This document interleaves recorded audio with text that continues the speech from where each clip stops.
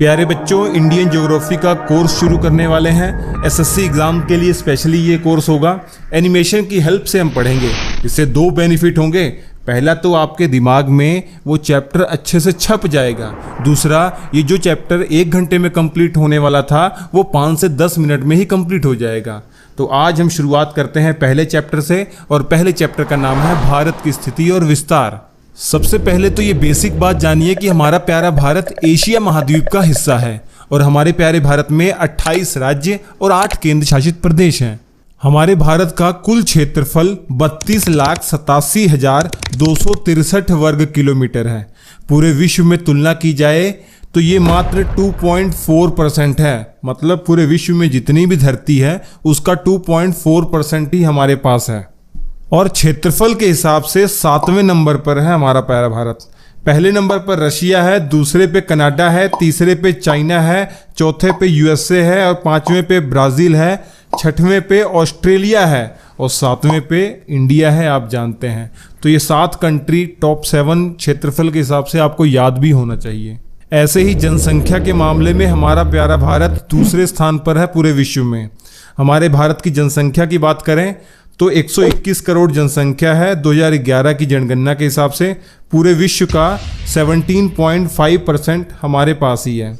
और पहले नंबर पर चाइना, दूसरे पे इंडिया हमने बता दिया, यूएसए तीसरे पे है। भारत की अगर लोकेशन की बात करें तो अगर हम 0 डिग्री अक्षांश या जो भूमध्य रेखा को अगर आधार मानेंगे तो हमारा भारत नॉर्दर्न हेमिस्फीयर में है, उत्तरी गोलार्ध में है। लेकिन हम 0 डिग्री लॉन्गिट्यूड या 0 डिग्री देशांतर को अगर आधार मानेंगे तो हमारा प्यारा भारत पूर्वी गोलार्ध में स्थित है। तो इस प्रकार हम कह सकते हैं हमारा भारत पूर्वी गोलार्ध में और उत्तरी गोलार्ध में है। हमारे भारत का जो उत्तरी बिंदु है वो लद्दाख में पड़ता है। इंदिरा कॉल इसका नाम है। 37 डिग्री 6 मिनट उत्तरी अक्षांश है।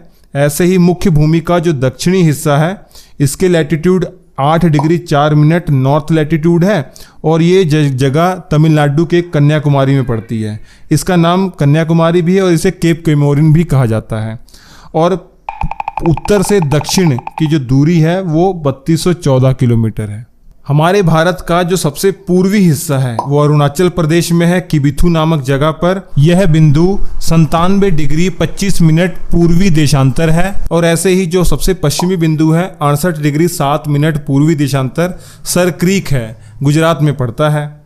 और इन दोनों के बीच की जो दूरी है 2933 किलोमीटर है। पूर्व से पश्चिम जो दूरी है 2933 किलोमीटर है। लेकिन एक और इम्पोर्टेंट बात, हमारे भारत का जो सबसे दक्षिणी हिस्सा है वो अंडमान निकोबार द्वीप समूह में पड़ता है। इसका नाम इंदिरा पॉइंट है। पिग्मेलियन पॉइंट भी इसे पहले कहा जाता था।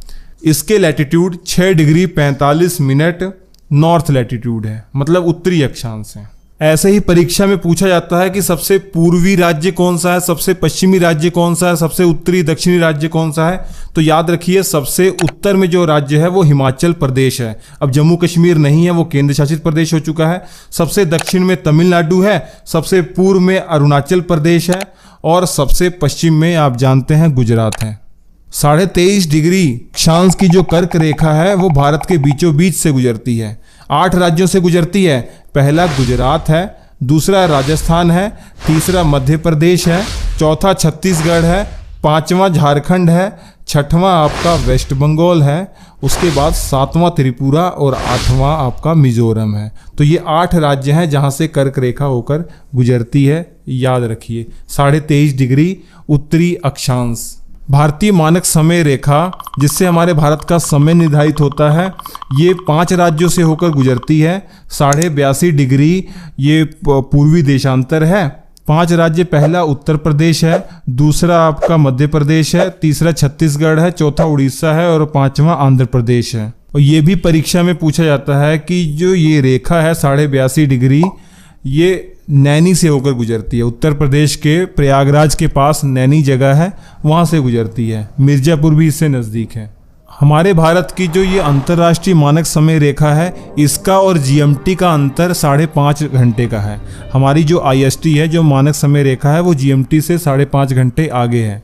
एक और बहुत इंटरेस्टिंग बात आपको मालूम होना चाहिए, भारत का जो सबसे पूर्वी हिस्सा है अरुणाचल प्रदेश, सबसे पश्चिमी हिस्सा गुजरात, इन दोनों के बीच में सूर्योदय का जो अंतर है ना वो 2 घंटे का है। मतलब अगर मान लीजिए अरुणाचल प्रदेश में 5 बजे सूर्योदय होता है तो फिर गुजरात में 7 बजे सूर्योदय होगा। 2 घंटे का अंतर है, ये भी आपको मालूम होना चाहिए। क्यों अंतर है ये आपको पता ही है कि हमारा जो अर्थ है वो अपने अक्ष पर एंटी क्लॉकवाइज रोटेट कर रहा है। मतलब अगर दिशा की बात करें तो वो पश्चिम से पूर्व की दिशा में जा रहा है। तो इसलिए सूर्योदय सबसे पहले अरुणाचल प्रदेश में होगा, उसके बाद गुजरात में होगा। ऐसे ही एनिमेटेड और इंटरेस्टिंग वीडियो के लिए श्री अड्डा चैनल को सब्सक्राइब कर रखिए।